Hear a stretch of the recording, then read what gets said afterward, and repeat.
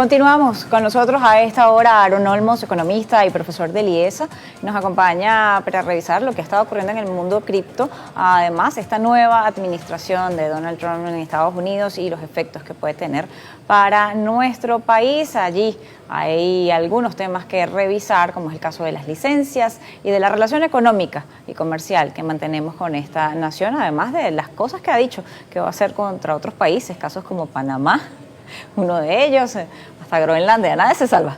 Es así. Seguimos aquí y me gustaría conocer cuál es la visión que tienen respecto a lo que ha sido el movimiento, sobre todo dentro del mercado cripto, que me gustaría comenzar por ese tema, porque desde que ganó la presidencia hubo un movimiento importante en este mercado y bueno, veíamos cómo amanecíamos el día lunes con una criptomoneda de Donald Trump que había logrado $74 en su arranque. Sí, de la nada. Realmente el mundo cripto da para mucho, ¿no? Y más ahora con esta administración de Trump que asumió dentro de su propuesta el uso de Bitcoin principalmente, ¿no? Y muchas cosas que dijo, ¿no? Desde la separación de Gary Gensler de su cargo, pasando por la liberación de Ross Ulbricht, que es algo así como emblemático, ¿no? Un punto de honor, pero principalmente es uno de los puntos importantes aquí es ver la posible creación de esa reserva estratégica en Bitcoin, ¿no? Que bueno, él lo refería en junio del año pasado a un evento Bitcoin que se dio allá en Estados Unidos. 210.000 Bitcoin tiene la Reserva Federal, bueno, el gobierno federal de Estados Unidos en su poder, ¿no? 1%. Y hasta ahora hemos visto que los mercados han reaccionado hasta cierto punto de manera positiva, a punto de vista de los precios, y él ha aprovechado ese efecto para la creación de un meme coin, no solamente de él, sino de Melania, ¿no? Sí. Que de la nada tiene unos precios interesantes, arrancando por lo menos. Ahora, cuando vemos este tema de esta criptomoneda, ¿le pertenece a Donald Trump? Bueno, es una criptomoneda oficial, sí, desarrollada con la autorización de Donald Trump, igual la de Melania, ¿no? El tema con esto es que cuando tú ves el punto de vista de sus características fundamentales, por todos lados pareciese ser una criptomoneda no confiable, ¿no? Porque en definitiva, pues estos crecimientos de precio de nada a $70 de un día para otro realmente no inspira mucha confianza. Sin embargo, al estar respaldada por la figura de Trump y de Melania y ser ellos de alguna manera la cara visible de esto, muchas personas han optado por tenerla hasta cierto punto dentro de su radar, incluso algunos dentro de su portafolio. Lo pregunto por el tema ético y el tema de manejo de mercados en Estados Unidos y el tema de oportunidad y de manejo de información.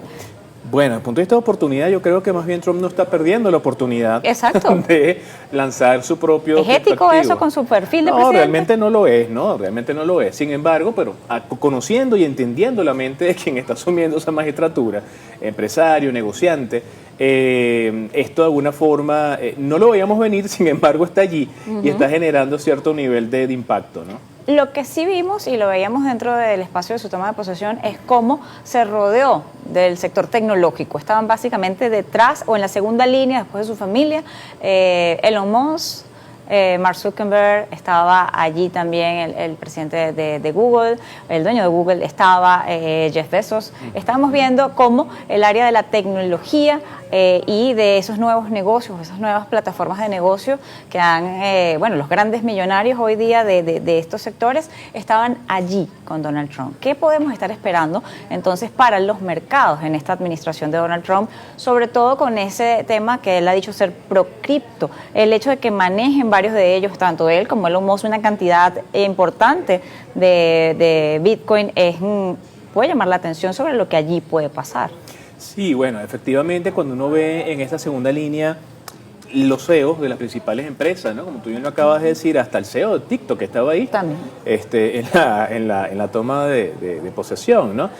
Bueno, efectivamente el ser un candidato y ahora un presidente investido con su cargo pro cripto y también su vicepresidente abiertamente pro cripto, hasta ahora ha generado cierto nivel, gran nivel de expectativa desde el punto de vista de precios, ¿no? Pero el hecho de rodearse de las empresas tecnológicas y el hecho de haber creado esta oficina de eficiencia gubernamental con Vivek y Elon a la cabeza, que vienen del mundo de la tecnología, y bueno, tiene que llamarnos la atención porque parece que van a ser 4 años donde buena parte del mundo tecnológico y las empresas del mundo de la tecnología van a estar muy presentes en la administración. Para quienes están invirtiendo en este sector, ¿puede generar esto más tensión o más inestabilidad de la que existe en el sector, o efectivamente ese presunto espaldarazo que le da la administración de Trump a las criptomonedas sí puede ser sostenible en el tiempo? Y lo pregunto porque está el tema de las tasas de interés, el recorte de las tasas de interés parece que va a ser mucho menor a lo que se ha esperado, o que no va a haber otro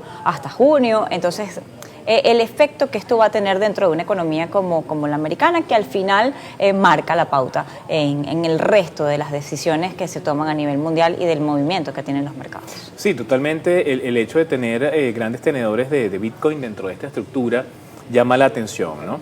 Un comunicador clave como Elon no solamente es mandar un mensaje por X y mover los mercados, o tomar una decisión de venta y mover los precios, ¿no? Entonces, bueno, efectivamente a nivel de análisis de mercados hay que tener mucho cuidado, hay que ver hacia dónde se está moviendo esto, porque efectivamente las ganancias que se están generando, nada más con un tema de expectativa. Bitcoin no nace para ser utilizado por los gobiernos principalmente, ¿no? Pero ahora se está institucionalizando, se ha convertido en parte de vehículos de inversión, y hay muchos tenedores institucionales, y si el gobierno crea esta reserva estratégica tal cual como lo tiene el caso de El Salvador, con 6.044 bitcoins, esto puede marcar un hito interesante para los tenedores. Si ya pasaste por la regulación, porque efectivamente los mercados de criptomonedas vienen para lo que eran las economías descentralizadas, para lo que es el uso del dinero de la forma no convencional a través de la banca, ya pasaste por un proceso donde certificaste y estás poniéndole una cantidad de requisitos y de revisiones a los exchanges, casos como el de Binance, y hoy vamos a ver este tipo de decisiones por parte de un gobierno. Podríamos estar viendo cómo la mano gubernamental entra dentro del mercado, que era para efectivamente estar descentralizada la economía. Sí, tal cual. Los bitcoiners maximalistas de alguna manera estarán, tú sabes, ¿no?, realmente incómodos y molestos, y se entiende porque no nace para ser controlado, para estar dentro de la estructura gubernamental. Sin embargo, la tecnología está allí, y con ella nosotros en su desarrollo, recordemos 16 años de Bitcoin, ya cumplidos este año, se ha transformado muchas cosas. Sin embargo, hay que ver cuál es el efecto que va a tener y qué tan positivo puede ser esa participación del gobierno estadounidense, porque ya gobiernos del mundo lo han asumido dentro de su estructura, pero el poder que tiene la economía americana detrás de esto es importante asumirla y ver cuál va a ser su efecto. Bien, nos corresponde hacer una pausa, ya volvemos con más de Noticias Globovisión Economía. Seguimos, estamos conversando con Harold Olmos, economista y profesor de IESA. Ya hablábamos sobre el tema de las criptomonedas y el impulso que esto ha tenido con este nuevo mandato de Donald Trump. Llegó hasta máximos de 109.000 en su momento. Vamos a ver qué termina de ocurrir en esta semana con el mercado. Sin embargo, hay otros temas que pueden afectar a la economía venezolana, casos como el de las licencias para la operación petrolera. Venezuela cerraba el año, según cifras de la Organización de Países Exportadores de Petróleo, sobre la producción de 900.000 barriles, 922.000 barriles. En cifra promedio, eso quiere decir que hubo picos sobre el millón en algunos meses del año. Esto habla del impulso que ha estado teniendo el sector petrolero, y sin duda una parte de ese impulso es la operación de las empresas mixtas, casos como el de Chevron o el de otras empresas que han estado aquí o que están acá, que tienen más de 100 años de presencia en nuestro país. Ahora, el hecho de que se puedan revertir estas licencias, porque además se han honrado compromisos de pago con esto, buena parte, más de la mitad de la deuda Chevron ya debería, según se conoce extraoficialmente, haber sido pagada. Claro. ¿Qué podría estar ocurriéndole al mercado petrolero y qué podría estar pasando con estas licencias? ¿Puede Estados Unidos quitarle esa posibilidad de seguir operando y perder una operación tan antigua a una empresa como Chevron? Bueno, hasta la primera semana de diciembre el director de Chevron no había recibido algún comunicado, ¿no?, por parte del grupo de personas que iba a asumir el día de hoy, pues, con Trump la primera magistratura. Sin embargo, la política exterior y económica exterior del gobierno de Trump hacia Venezuela hay que verlo, porque ya tuvimos unos 4 años de Trump, y durante esa época, de alguna manera, el tema de las sanciones fue patente, y la visión hacia Venezuela fue muy particular, ¿no? En el caso que nos ocupa, el nivel de dependencia que tiene Venezuela de la generación de ingresos por la vía tradicional, ¿no? Con exportaciones de crudo, de la mano de la habilitación de estas licencias, permite que la economía venezolana pueda generar un flujo de caja suficiente como para poder hacerle frente a estructuras de gastos y todo lo que de alguna manera amerita el gobierno de Venezuela desde el punto de vista de funcionamiento. Si esto llegara de alguna manera a suceder, el hecho de revocar licencias, vamos a sentir el efecto, claro que sí, desde el punto de vista de flujo de caja. Sin embargo, ya el gobierno nacional lo ha verbalizado, no hay un mercado A, hay un mercado B, hay un mercado C, hay un mercado D. Sin embargo, el tema de esto es quizás las condiciones en las cuales el crudo venezolano tendría que ser llevado a estos mercados a descuento, en otras condiciones. A la experiencia que ya tuvimos. Exactamente. Entonces, de alguna manera, Venezuela tiene ya 10 años de experiencia con el tema de las sanciones.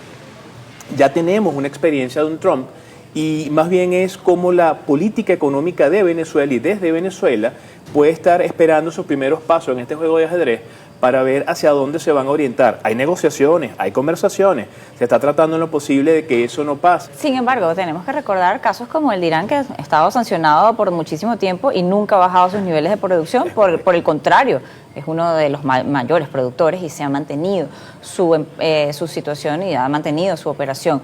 Claro, sabemos que buena parte de su actividad o de su industria no tiene la infraestructura americana, como es el caso de Venezuela, pero bueno, es que es lógico porque hay una cantidad y nuestro socio original siempre ha sido Estados Unidos. En situaciones como esta y que volviésemos a un momento de sanciones, pareciéramos ver a un Trump que espera negociar con esto algunas otras condiciones dentro de lo que es su política exterior y de los beneficios. Quizá no veríamos un Trump tan radical como hace algunos años atrás, aunque tengamos a Marco Rubio allí. Bueno, tenemos a unos nombres muy particulares en algunos cargos muy específicos hacia la economía y las relaciones exteriores de Estados Unidos, sobre todo hacia América Latina, ¿no? Pero otra vez, ya Trump tiene una experiencia de lidiar con América Latina y el Caribe y con Venezuela. Las condiciones son totalmente diferentes luego de la administración Biden y es cuestión de ver otra vez cuáles son los primeros pasos. Hasta ahora pareciera que tenemos un Trump más negociador, más abierto o más cercano al tema de conversar, de hablar, de pactar. Ahora, dentro de esto, los efectos que tiene para la economía venezolana, el tema de nuestra economía y de cómo se están manejando las cosas en este momento en el país, la administración de Nicolás Maduro y las políticas económicas. En su discurso a la nación, en su presentación de memoria y cuenta, el presidente Nicolás Maduro señalaba que hay una cantidad de objetivos que lograr en materia económica, volvía sobre el tema del ahorro y algunos mecanismos digitales, sí. No puntualizaba respecto a qué podría estar haciéndose allí. Sin embargo, cuando hablamos de mecanismos de ahorro en el país, debemos recordar que hay una tasa de interés que está muy por debajo de los niveles de inflación que registra el propio Banco Central de Venezuela, que no es atractivo en este momento. Se ha vuelto a usar el bolívar por un tema de tipo de cambio, claro, por desplazamiento de tipo de cambio, pero no por una política macroeconómica que haya sido efectiva para controlar o para darle valor a la moneda. ¿Qué podríamos estar viendo o qué deberíamos estar viendo? Bueno, 2025 tendría que ser un año de corrección, ¿no? Un año de corrección y de hilvanar y conectar con el sector productivo. Pasamos de 18 motores productivos a 13 motores productivos. Pasamos de un motor 17, por ejemplo, que era el de la criptomoneda, a un motor 9, que es el de Bolívar Digital.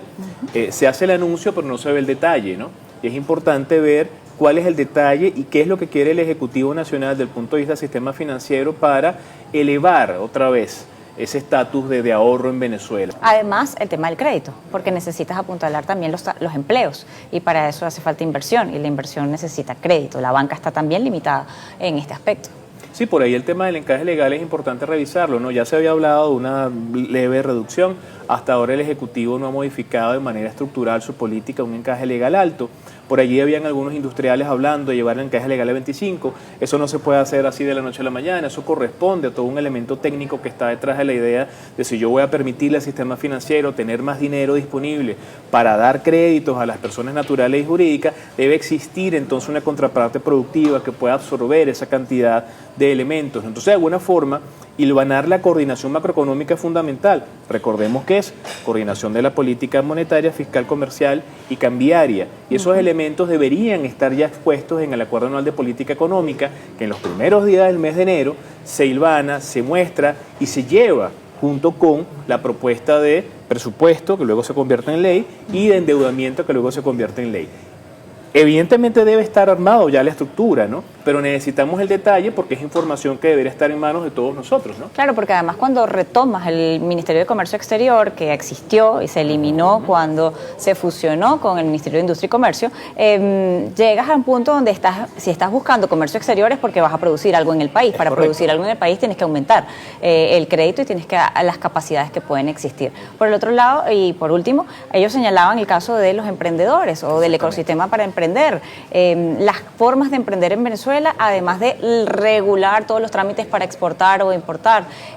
Bueno, parte de muchas promesas que siempre han estado allí, pero como que se cumplen por pedazos y nunca se cumplen completamente, y eso afecta a la economía. Sí, lo que pasa es que cuando yo retomo la idea de tener una figura a nivel administrativo que impulse el comercio exterior en Venezuela, como tú bien lo dices, a nivel de la economía clásica se exporta el excedente, ¿no? Entonces, bueno, primero tengo que producir para acallar la demanda agregada interna, pero buena parte de la demanda agregada interna se termina cubriendo con importaciones.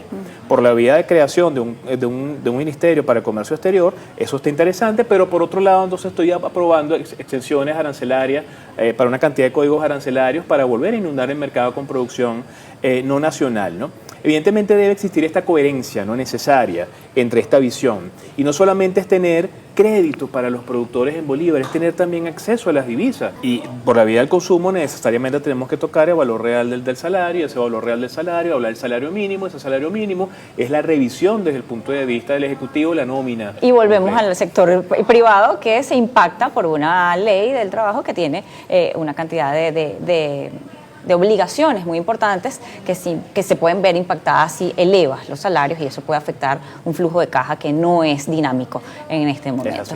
Le agradezco habernos acompañado la tarde de hoy. Noticias Globovisión Economía, Aaron Olmos, profesor de DLIES, además de economista, estaba con nosotros la tarde de hoy. Recuerde que, como siempre, que usted puede ampliar la información a través de GB-Economía. Feliz tarde para todos, sigan en la programación de Globovisión.